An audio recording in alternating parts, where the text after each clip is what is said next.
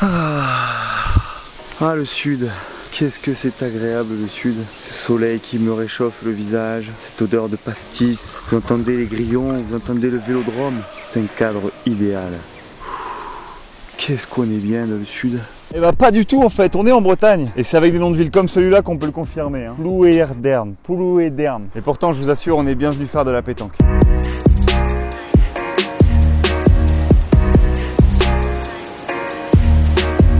Eh bien mes petits sportifs, bonjour. Bienvenue dans l'épisode numéro 14, premièrement. Et ensuite, qu'est-ce qui se passe? Et ben aujourd'hui, on est en Bretagne, à côté de Brest. Et je vous jure qu'on est venu ici pour faire de la pétanque. Et tout ça avec Caroline Bourriot. Salut Caroline. Salut Antoine. Ça roule?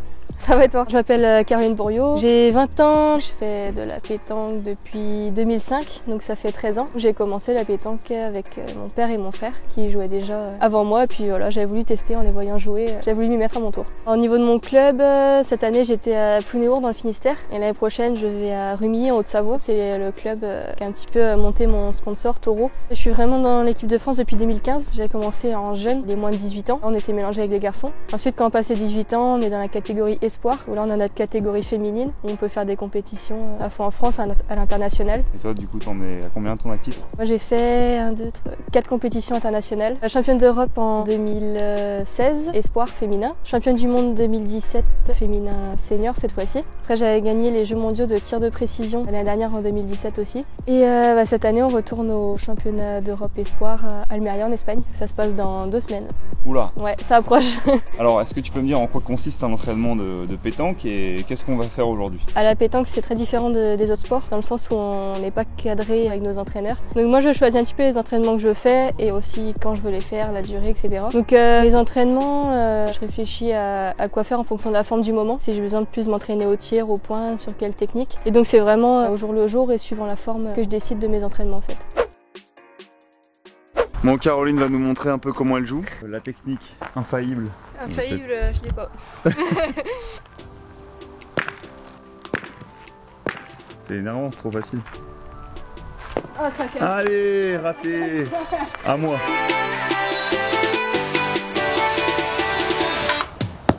Oh, nul. Oh là là. Oh là, c'est naze. Oui.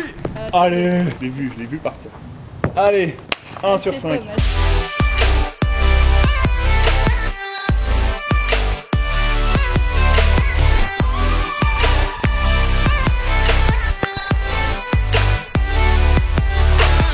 Alors, est-ce que tu peux nous expliquer brièvement les règles? En fait, on joue à 2 équipes adversaires. On peut jouer en tête-à-tête, 1 contre 1, doublette à 2 contre 2, triplette à 3 contre 3, doublette mixte aussi. Donc un gars et une fille. Par exemple, là, on va parler du triplette, on est à 3 joueurs. Il y a un pointeur, un milieu, un tireur. Et donc le but, c'est d'arriver à 13 points avant son adversaire. Pour marquer les points, en fait, il faut avoir ses boules le plus près du bouchon. Le nombre de points, c'est le nombre de boules de notre équipe qui sont le plus près du bouchon. La pétanque, ça représente combien de licenciés à peu près en France? Ça représente à peu près 300 000 licenciés. Ah ouais, ok, c'est pas mal. J'allais demander est-ce que c'est un sport individuel? Au final, t'es pas souvent avec les mêmes équipes et tu t'entraînes de ton côté. Dans un sens, c'est un peu oui, dans ce perso sens-là, aussi, c'est quoi. individuel, ouais, d'accord. Tes partenaires d'un jour, c'est tes adversaires de demain. Ça Ouais. lie les deux en fait. En compète, va falloir que tu aies vachement l'esprit d'équipe. Si t'as pas l'esprit d'équipe, franchement, tu peux mettre les meilleurs joueurs du monde ensemble, ça va pas passer. Mais après, si tu regardes sur toute l'année, c'est tes résultats à toi qui vont compter, quoi. Ok, là on va faire un petit match en 13 points.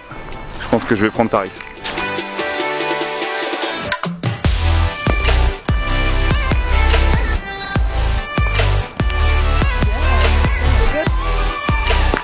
Oh et oh. Allez.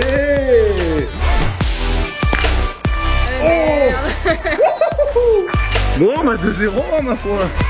Question un peu de tabou, est-ce qu'on peut vivre de ce sport en France? Chez les femmes, c'est sûr que non. Chez les mecs, il y en a quelques-uns qui en vivent. Ouais. Quand tu cumules l'argent que donnent les sponsors, les clubs et les primes de tous les concours, ouais. Il y en a qui s'en sortent. Ouais. Faut faire que ça. Est-ce que c'est un sport qui coûte cher? Non, en fait, c'est accessible à tout le monde, dans le sens où la licence, ça coûte pas très cher en fait pour pratiquer. Et sinon, en fait, à part une triplette, il n'y a rien à acheter. Une triplette, on peut en avoir à 50-60 € et c'est bon, on est tranquille pour l'année, quoi. Une triplette, c'est le jeu de boules. Ouais, c'est ça. Comment est-ce qu'on progresse efficacement dans ce sport? Avec l'entraînement déjà. Après, c'est important, je trouve, d'avoir un bon entourage qui, si possible, s'y connaît et puis peut nous dire qu'est-ce qui va pas, que ce soit et dans notre jeu, mais surtout dans le comportement. Et c'est vraiment quand on nous fait remarquer nos erreurs et nos travers qu'on progresse. En fait, comme t'as pas de coach, t'es obligé d'avoir un entourage. Moi, c'est mon entourage qui m'a beaucoup aidé, ouais. C'est un sport d'expérience en fait. Il y en a qui peuvent être très bons coachs et pas savoir jouer aux boules en fait. Il faut faire beaucoup comportement parce que la technique, ça, n'importe qui peut l'avoir en s'entraînant, j'ai envie de dire. Pour les compétitions, là, est-ce qu'il y a une tenue vestimentaire particulière à avoir Ouais, il y a quelques interdictions quand même. Une qui est un petit peu spéciale, c'est qu'on n'a pas le droit de jouer en short. Les jeans bleus maintenant sont interdits dans plusieurs compétitions. Après, la plupart du temps, il faut avoir les mêmes hauts. Après voilà, il faut que ce soit à peu près une tenue sportive, c'est-à-dire qu'on n'a pas le droit d'avoir des chaussures ouvertes. Moi, je pourrais jouer comme ça. Ouais.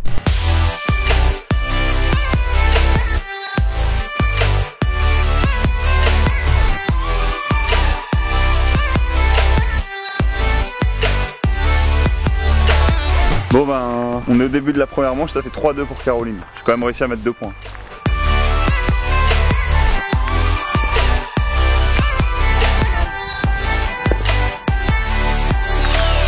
La pétanque, c'est avant, pendant ou après l'apéro? Ça dépend de quelle pétanque on parle. Si on parle de la pétanque qu'on va faire à haut niveau ou si c'est le petit concours du patelin d'à côté, là ça va être avant, pendant et après. Non mais justement, qu'est-ce que tu as à dire un peu sur tous ces préjugés qu'on a sur ce sport? J'invite tous les gens qui pensent que c'est un sport de vieux à regarder l'équipe 21. Quand on voit les compétitions de haut niveau, c'est pas du tout des vieux. Et après, tous les sports, si c'est pas haut niveau, j'ai envie de dire, il y a de l'alcool quoi. Et au rugby, au foot et tout ça, ouais, non, c'est vrai. Quand c'est pas haut niveau, tout le monde fait la fête quoi. Après ça dépend du niveau et de la compétition à laquelle on assiste quoi. Bon alors JO ou pas JO?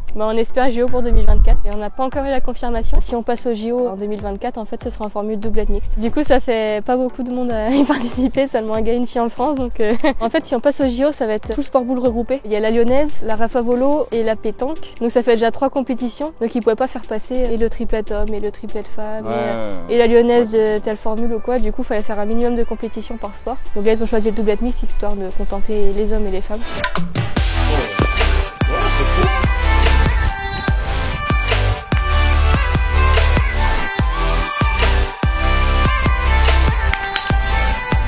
Tu peux y aller, j'ai le point.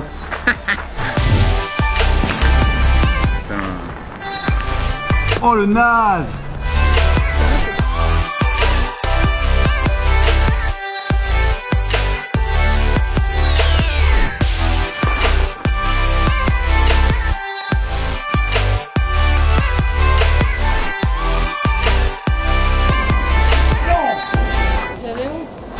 J'avais 11. T'avais 11? Allez, vas-y, finis-moi ça. Finis-moi ce travail. Et 13, hein? Bravo. Pour finir, quels sont tes objectifs sportifs sur les mois et les années à venir là?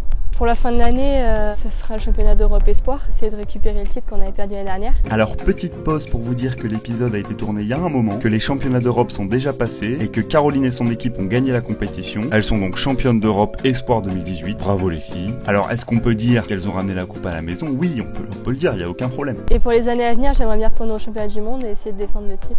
Bon bah merci Caroline, bon courage pour tout ce que tu as à faire. Merci. Tous tes objectifs, etc. En avant pour les JO. J'espère que ça changera un peu les idées que les gens ont de ce sport et puis que ça en motivera certains à essayer. Bah pourquoi pas, ouais. Où est-ce qu'on peut suivre ton actualité? Mes résultats sont surtout sur Facebook. J'utilise que ça, sinon il y a plusieurs sites comme Boulistonautes. C'est un petit peu la revue des résultats de tous les concours de pétanque, les compétitions nationales, internationales. Sinon j'espère à la télé, mais c'est pas souvent.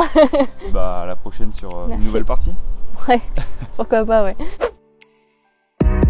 Bah, il fait beau en Bretagne. Bien métier sportif, l'épisode sur la pétanque est à présent terminé. J'espère que ça vous a plu, merci beaucoup de l'avoir visionné et merci beaucoup de l'avoir visionné jusqu'au bout. Alors oui, la pétanque, ça peut sembler être une activité loisir qui se pratique avec sa famille, autour d'un verre, pendant un apéro avec des potes. Mais oui, c'est vraiment un sport qui est très pratiqué en France, pour lequel il y a une fédération, pour lequel il y a des sportifs de haut niveau. Peut-être que l'on verra de la pétanque au JO 2024. Ce serait cool pour Caroline. On croise les doigts pour que le sport passe et qu'elle fasse partie de l'équipe. Alors comme d'habitude, pour l'amour du sport, n'hésitez pas à vous abonner à la chaîne YouTube. Ça, c'est important. N'hésitez pas à me dire dans les commentaires quel sport vous voudriez que je présente. N'hésitez pas à mettre un petit pouce bleu des familles vers ce beau ciel bleu de Bretagne. Et enfin, n'oubliez pas, vive le sport, mais le plus important, faites-vous plaisir. Ciao!